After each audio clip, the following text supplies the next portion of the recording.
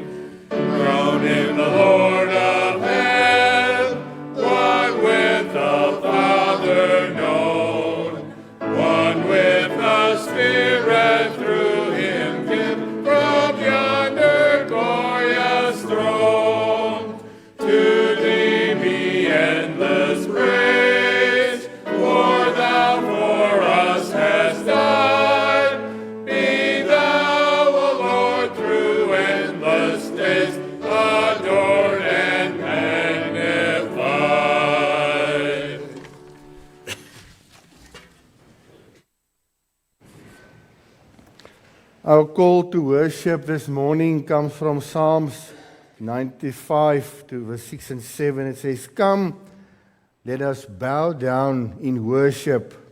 Let us kneel before the Lord our Maker, for He is our God, and we are the people of His pasture, the flock under His care."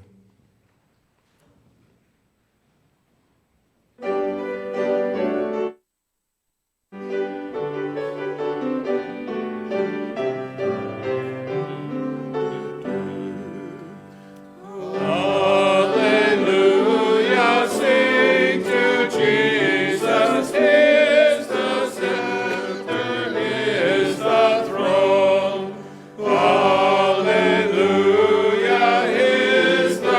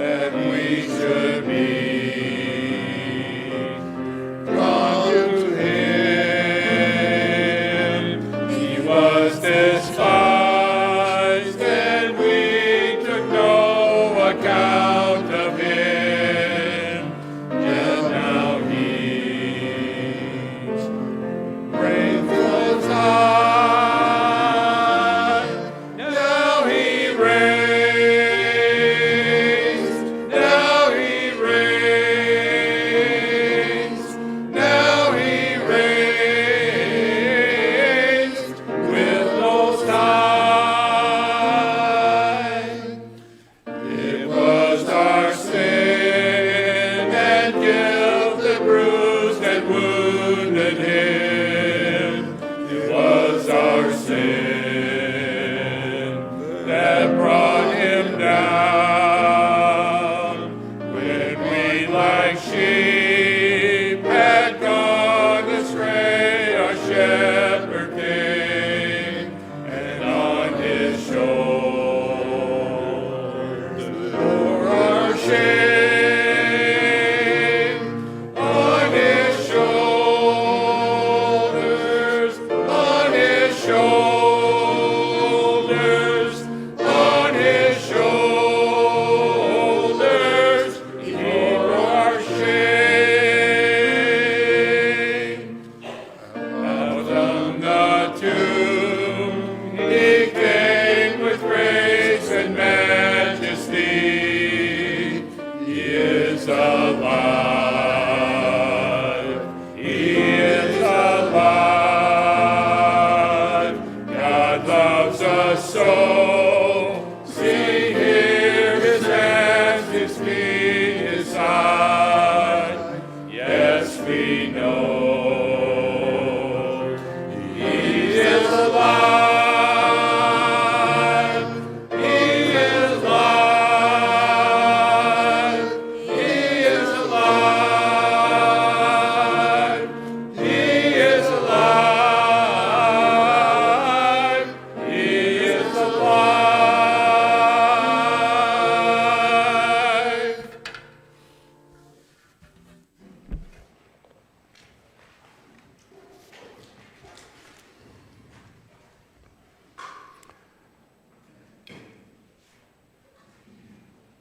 Where are the children this morning? Can they come to the front?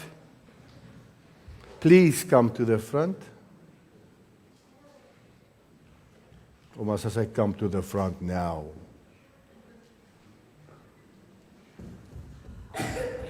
Wow. It's a good harvest this morning.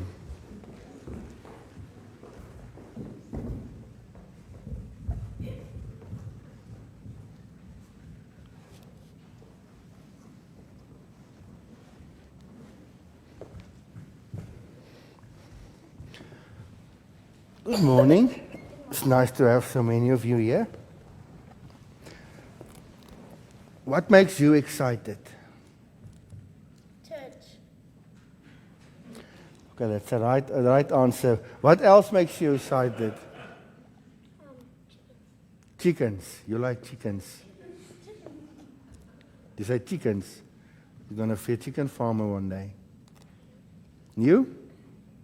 Unicorn. Unicorns. Okay, have you seen one before? You must keep on looking. Just one day. You? Real big. Showing goats and sheep. Also goats and sheep and nothing more? What makes you excited? Roblox. Robux. Yeah. Okay. You always accept gifts of Robux. And you? Being with my friends and cousins. Being with your friends and cousins. Also a good one. When do you come together usually? Have a vacation? On calls. Okay. Christmas. Thanksgiving. Birthdays. And you? Same. Or the same? Family people. And you? Visiting with friends and family. She doesn't want to say. That's fine. Something like birthdays. Who likes birthdays? The cake and the presents and the friends and all the candy. Christmas? When we all come together, exchange gifts and we feel the love and we celebrate the birth of the Lord. Vacation. Who likes vacation? Going away, especially if you can go to the seaside or wherever you go, to a lake to do some fishing. Disney World because there's hotels there. Disney World. And also, on my vacation, I went to a cabin. It was far away from it. That's nice. Cabin? So it's nice to have all these things we can be excited about, to look forward to it's happening. And when you know your whole week you've seen mom and dad packing the van or the trailer or the camper, and you know tonight we're going to bed, and tomorrow morning before the sun rises, we're on the road. And you're so excited you cannot get to sleep. You can smell the sea, you can feel the sand, you wonder how it's going to be on the long road. Does it sound familiar? Yeah. I've been a child once myself. I know. Or it's your birthday tomorrow. You know you asked for this gift and this gift and this gift. You know you're going to get something. Your friends are going to bring you gifts. Grandma and grandpa. You guys have never gotten a friend. Yeah, so excited. The night before as well, you cannot sleep. You're so excited. You cannot wait to have the party. And that's good. We must be excited about life, because when you grow up, there's a lot of stuff that takes away that excitement. And the things to get excited about gets less and less and less. How do you get? But you can ask now. Why did I have my birthday in South Africa, but why was my present what was sweet? I missed these chocolate bars. So, but did you know that there's one thing we can be excited about every day? And even more excited than birthday parties or Christmas or long vacation. What do you think it is? Do you know what day Thursday was? I don't expect you to know, but you know what Ascension Day is? Ascension Day is the day we celebrate when Jesus returned to heaven. He ascended into heaven. And when he went back to heaven, we read, the disciples were standing on the mountain. He was taken away by the clouds. And then an angel came down. And the angel told them, why are you looking into heaven? The same Jesus who has been taken from you into heaven will come back the same way you have seen him go into heaven. So he died on the cross, suffered everything for us. He went into the grave. He rose again out of the grave. He spent some more time, 40 days with his disciples. And they loved to be with him. It was good to be with him. And then the next moment he was gone. So they saw him disappear into the clouds, and now they're alone. And then came this promise. He will come again. No, we don't know when he's coming. And we're not going to try and figure out a date, because the Bible says no one can know. But the promise we have every day is that Jesus will be coming back. Why are we excited about that? Because when we can see the King who died on the cross, Then we're going to see him. And he's not going to only see him, he's going to take us to heaven, into the New Jerusalem, and we're going to be with him forever. So why is it important that he went back to heaven? It proves, firstly, that he is the king. There is no bigger king than him. Not the king of England or the king of Denmark or the state president of any country are more important than Jesus Christ. Secondly, he tells us in John that he's preparing a place for us. Like when you go on vacation, you stay in a hotel, you come into the room, the towels are folded nicely into some kind of shape, swan or heart or whatever. Maybe there's candy on the pillows. If you go to a grand hotel, it was prepared just for you, so you can come in and enjoy your stay. And that's what we see he's doing in heaven now. He's building our homes, making it beautiful inside and outside, folding our towels, putting a candy on the pillow, because he's waiting for us. For that day, he will come down and take us back. Now, why do you think, do we say he's definitely coming back?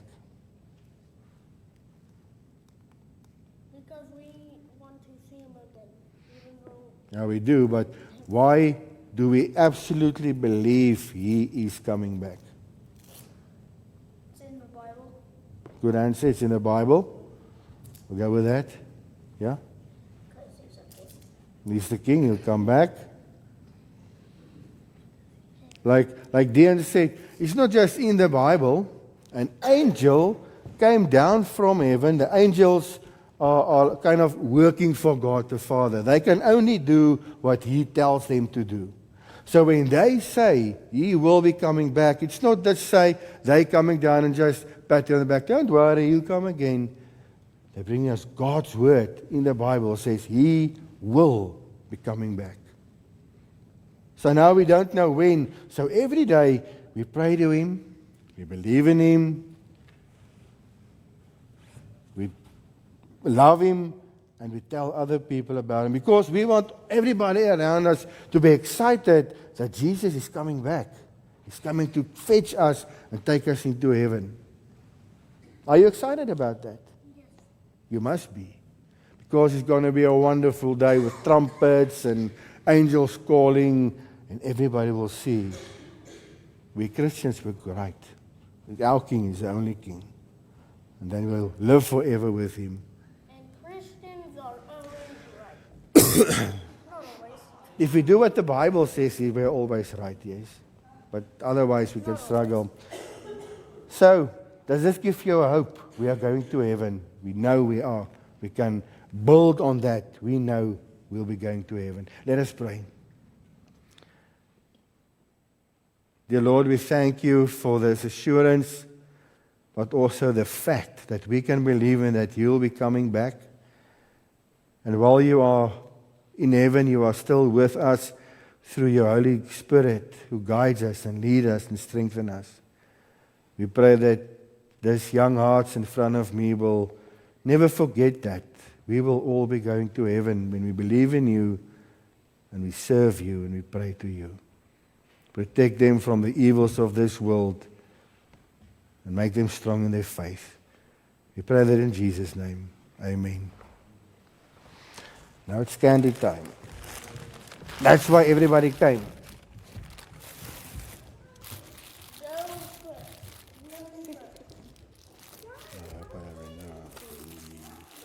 Oops.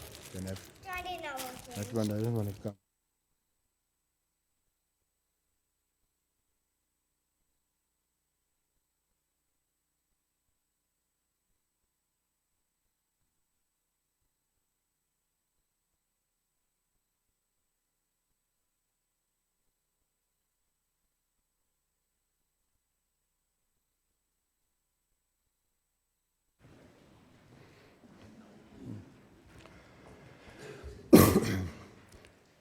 When I ask you questions, I always hope that I get strange answers so I can work with that and then I get the correct answer and suddenly they bring the message for me. But it means that they know some stuff and that's good to see. Let us, before the morning prayer, let us ask here, do we have any other praise or worship requests, praise or prayer request, and in the announcements, in the bulletin.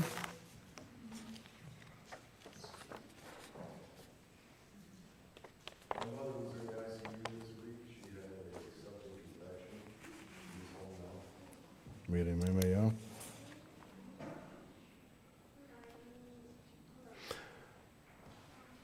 Fires in Minnesota, destroying homes and businesses and a lot of beautiful trees. It's interesting, we've got the fires in Minnesota, and South Africa is being washed away now by the rain. Some places had 1,000 to 2,000 millimeters of rain in 3 or 4 days. So, yeah, it's strange how the world works. Yes? I'm praising the Lord today in answer to prayer. My 17-year-old great-granddaughter is being baptized today. Wow. Let's praise the Lord for that. That's something wonderful. We praise the Lord with you. Anybody else? Let us sing the prayer hymn and then we'll continue with the prayer afterwards. For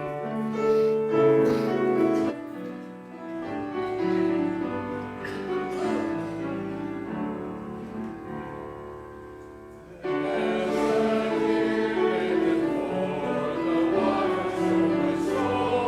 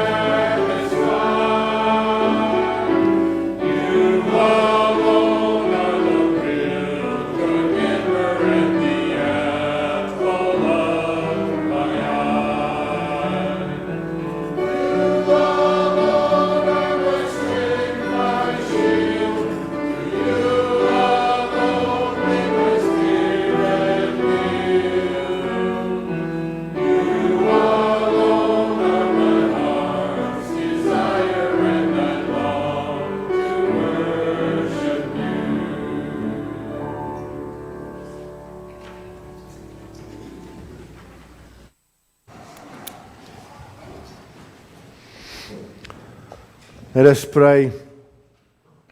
Our Heavenly Lord and Father, Lord, we come to you this morning in humility, scuffling feet, because we know we don't deserve to come before your throne. Our everyday sins keeps us. Took away that privilege. But then again, you sent your Son down to earth, and he has cleared the path that sin destroyed. Because of his work, his love, we can now stand before you fearless. Because we are your children, and you are our loving Father. And Lord, while we do it, we bring everybody we've mentioned in the bulletin and the sermon before you. We're thankful for healing, but we still pray that there where there are sickness, that you may comfort, you may strengthen, and if it's your will, you may heal. We bring before you all our loved ones, even those caring for the sick and the ill. And we pray that you will give them strength to do what they do in your love. We praise your name for a great granddaughter who found you at a relatively young age, and we pray that you will also protect her faith, so she would be able to stand tall and stand firm against the troubles of the world and be a witness to you, like we all must be. Lord, we bring each and every one of us before you and pray that you will guide us through this life, that we will never forget that you are the only King, the only God. There's none other like you. We also pray for what we are doing here, that you may speak to each of us, that your message will be personal. We're looking forward to hear from you. We pray that in Jesus' name. Amen. Let us open our Bibles for those who read with me from the Bible. All the screens also there. We're going to read a couple of places. I don't know who saw the message on Thursday. It was Ascension Day in South Africa. Before 1994, it was a public holiday. All the businesses were closed. We were going to church. After 1994, it was the first Christian holiday to be dropped. But churches still hold services, usually in the evening. So today we're going to hold our Ascension Day service. For that, we're going to firstly turn to the second Psalm. Psalm number 2, from verse 1. Why do the nations conspire and the peoples plot in vain? The kings of the earth rise up, and the rulers band together against the Lord and against his anointed, saying, let us break their chains and throw off their shackles. The one enthroned in heaven laughs. The Lord scoffs at them. He rebukes them in his anger and terrifies them in his wrath, saying, I have installed my king on Zion, my holy mountain. I will proclaim the Lord's decree. He said to me, you are my son. Today I have become your father. Ask me, and I will make the nations your inheritance, the ends of the earth your possession. You will break them with a rod of iron. You will dash them to pieces like pottery. Therefore, you kings, be wise. Be warned, you rulers of the earth. Serve the Lord with fear and celebrate his rule with trembling. Kiss his son, or he will be angry, and your way will lead to your destruction. For his wrath can flare up in a moment. Blessed are all who take refuge in him. We're going to repeat verses 10 to 12, the last couple of verses. Therefore, you kings, be wise, be warned, you rulers of the earth. Serve the Lord with fear and celebrate his rule with trembling. Kiss his son, or he will be angry, and your way will lead to your destruction. For his wrath can flare up in a moment. Blessed are all who take refuge in him. Returning to Daniel, I'm only going to read 2 verses from Daniel chapter 7, verses 13 and 14. It says, In my vision at night I looked, and there before me was one like a son of man, coming with the clouds of heaven. He approached the Ancient of Days and was led to his presence. He was given authority, glory, and sovereign power. All nations and peoples of every language worshipped him. Only the 2 verses, and then returning to John chapter 14. I'm going to read verses 1 to 4, just before he was ascended to heaven. John chapter 14. Do not let your hearts be troubled. You believe in God. Believe also in me. My Father's house has many rooms. If that were not so, would I have told you that I am going there to prepare a place for you? And if I go and prepare a place for you, I will come back and take you to be with me, that you also may be there where I am. You know the way to the place where I am going. Only this couple of verses, reassurance, brothers and sisters in the Lord. As we grow older, we realize that the things to be excited about in life grow less and less over the years. All of us remember being a child, like the children expressed, being excited about things like chickens and goats, birthdays and Christmas, being with friends and family vacation. And we still remember the days when we were children, Mom and Dad packed the van or the camper for days before we were leaving. And we remember that excitement of the night before. And I could see it on their faces. They recognize it. You can already smell the campfire. You can picture the lake. You can imagine the sand beneath your feet. As adults, we do get excited sometimes. Think about the birth of a new baby, whether it's your own child or grandchild or great-grandchild. That new truck that we wished for so long, a good harvest. Or finally paying off the loan on the farm or on the house.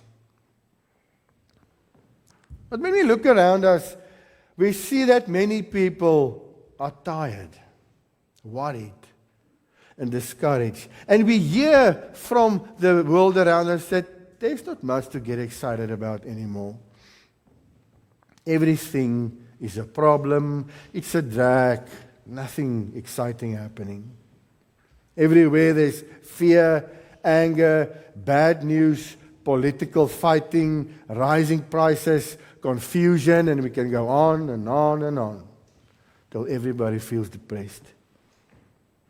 People worry about the economy, jobs, the drought, storms, the future of the country, to mention a few. And even here in a small town like Belmont, we feel it. And many people in town, and I can promise you that is happening, there are people that feels that there's nothing good going on around us. But we as Christians have something wonderful and eternal to be excited about every moment of every day. As we celebrate the ascension of Jesus Christ, that gives us comfort and hope and joy. Because firstly, in His ascension, we learn Christ rules now and forever.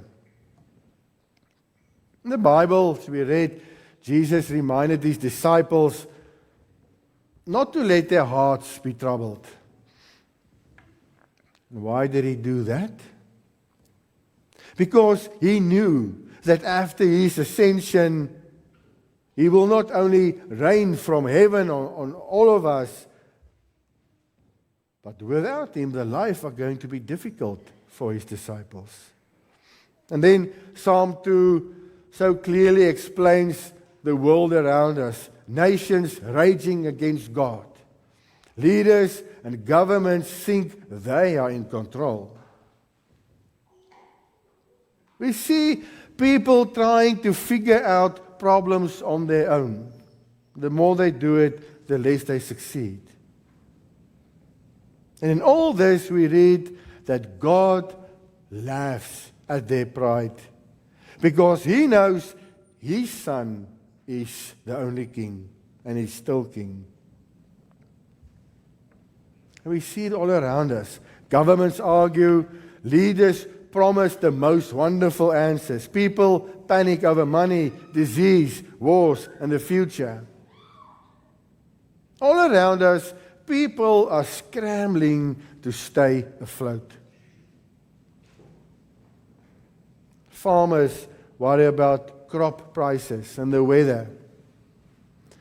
Families struggle with grocery bills and the rising cost of living, cost of gas. In small towns, businesses are closing their doors. Many people feel uncertain about tomorrow. But the question the Lord is asking us today is, do you really believe that God is still in control? Because when the going is easy, it's easy to say, God is in control. Things are going good. I can see Him. I can feel Him.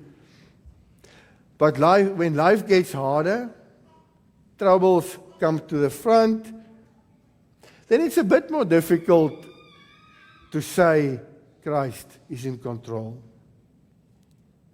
And that's why Jesus' ascension reminds us that He is alive and is reigning over each of us right now. And more glorious is nothing on earth can surprise Him. No government, no crisis, no world event ever is or will be bigger than our King. Because Jesus rules over every president, whether they are Christians or not, over every nation, whether they are Christian or not, over every storm, every sickness, and in every fear. Because He reigns forever, and we do not have to live in panic. Because, secondly, Jesus is preparing a place for us. We read it in John chapter 14. I go to prepare a place for you. Isn't that a wonderful promise? Many people dream about owning their own home, beautiful home, or maybe a home by the lake, by the ocean, or maybe a quiet farm, peaceful place in the country. But Jesus is preparing something much greater than anything on earth. If we start at the beginning, because of sin, humanity lost its place with God. Since Adam and Eve, every one of us has been separated from Him by sin. And nothing we do can ever be good enough to bring us closer to God. And that is exactly why Jesus had to ascend to heaven, to stand before the Father in our place. He's not only our Savior, He's also our advocate. If you've ever seen a court case on the movie, on the TV, or God forbid you have been in court yourself, we understand the term of advocate, where there's a judge. You as the defendant or whoever, don't speak to the judge yourself. You speak through your lawyer, and the judge through your lawyer advocate to yourself. And that is exactly what Jesus is doing in heaven. And through that, through interceding for us, He prepares our home, our eternal home. And why does it comfort us? Because while we work, while we struggle, while we pray, and we wait here on earth, Jesus is actively busy in heaven, preparing our perfect place. But do we believe that? Because if we truly believe that, then we should live with hope and excitement. Just like children who count the days before the vacation or the birthday or Christmas, we should be looking forward to the day we will be with Christ forever. It would have been nice if we could count the days of the calendar, but unfortunately we can't. But we've got the promise. Thirdly, Jesus is coming back for us. When He ascended into heaven, the angels told the disciples that He would return the same way as that He went, as they saw Him go. And God cannot lie. And therefore we can truly believe that Jesus is really coming back. And one day He will return with power and glory. He will destroy sin and death and suffering and evil forever. And from then on there will be no more pain and fear or cancer, funerals, loneliness or tears. No more broken bodies, no more bad news, no more CNN. No more worrying about the future. And for Christians, that day is something we do not fear at all. It's something we eagerly await. We cannot wait for that final bugle to blow. Because we know that this world is not our final home. We are here, we are doing what we must do with joy, but we are waiting for a better country. An eternal kingdom where God reigns forever. And God always keeps His promises. He was faithful at the cross. And He will be faithful when Jesus returns again. So brothers and sisters, do not let this world and its worldly problems steal our focus from the coming Christ. It is easy to become overwhelmed by daily problems and forget the promises of God.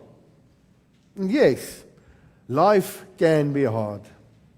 Crops fail, jobs disappear, families struggle, bodies grow weak, the world feels uncertain. But our King lives. Let that be the one thing we can hold on in anything around us. He ascended into heaven. He reigns today. He's preparing a place for us.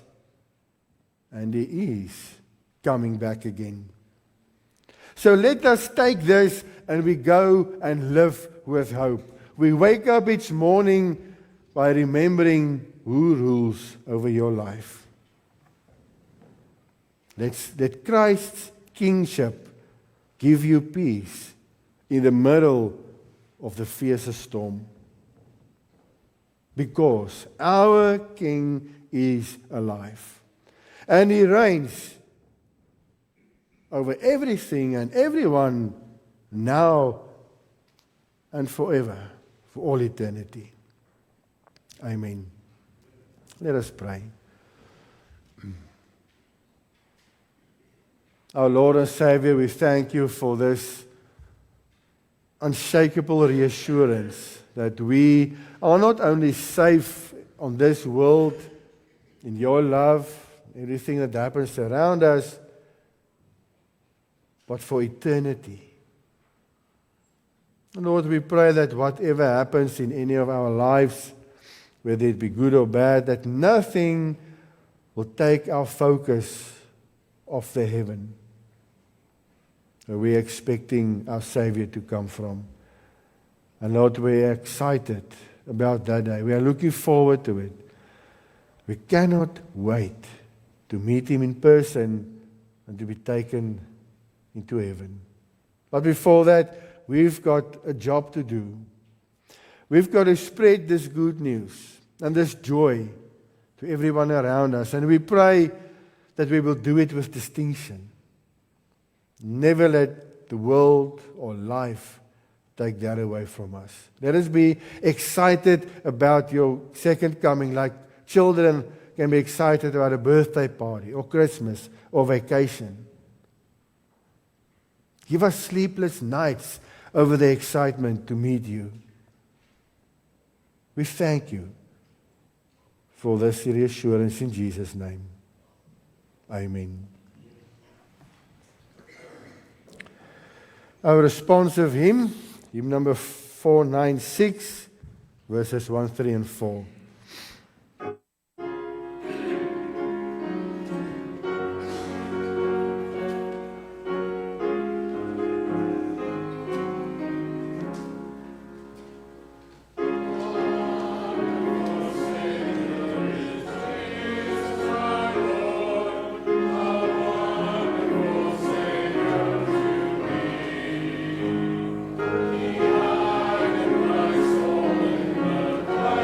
Thank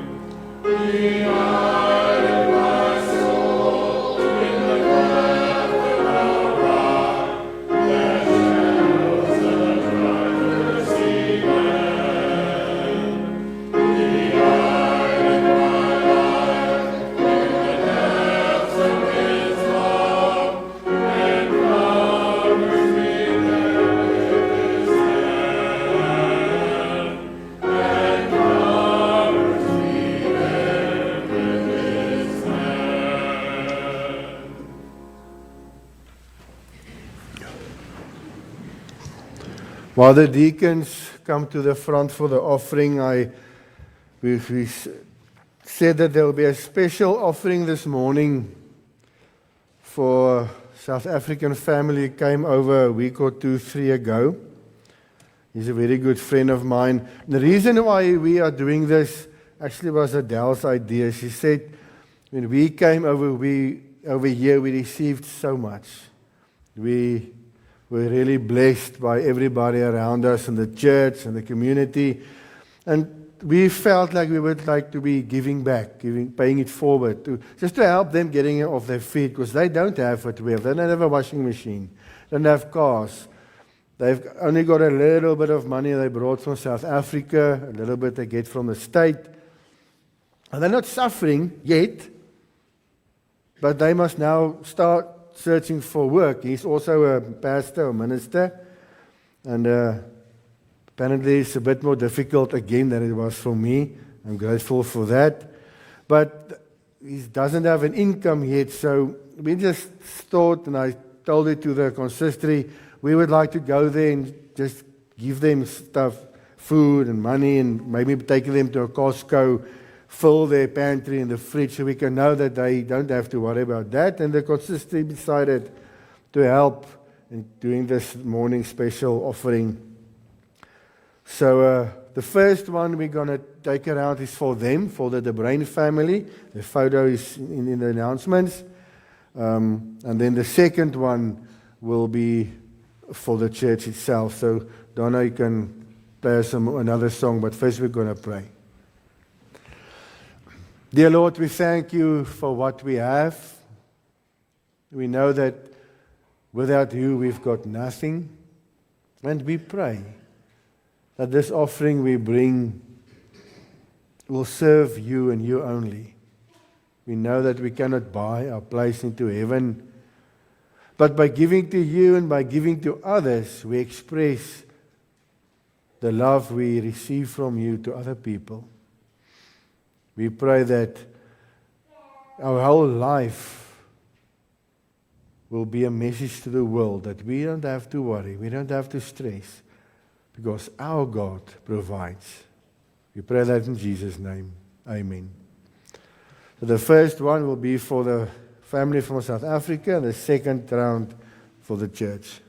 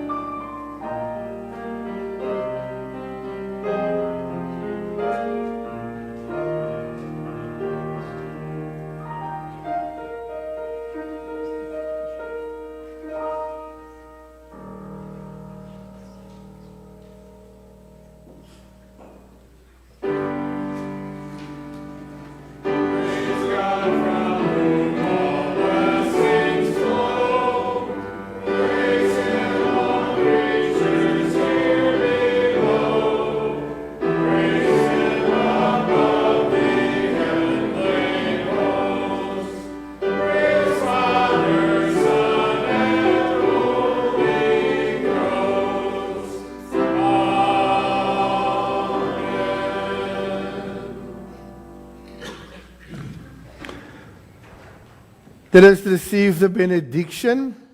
Then we can sit down for the church happenings. I think it will be easier. And then the closing hymn after that. So let's receive the benediction. Peace I leave with you. My peace I give to you. Not as the world gives, do I give to you. Let not your hearts be troubled, neither let them be afraid. Let us go and sit down for now.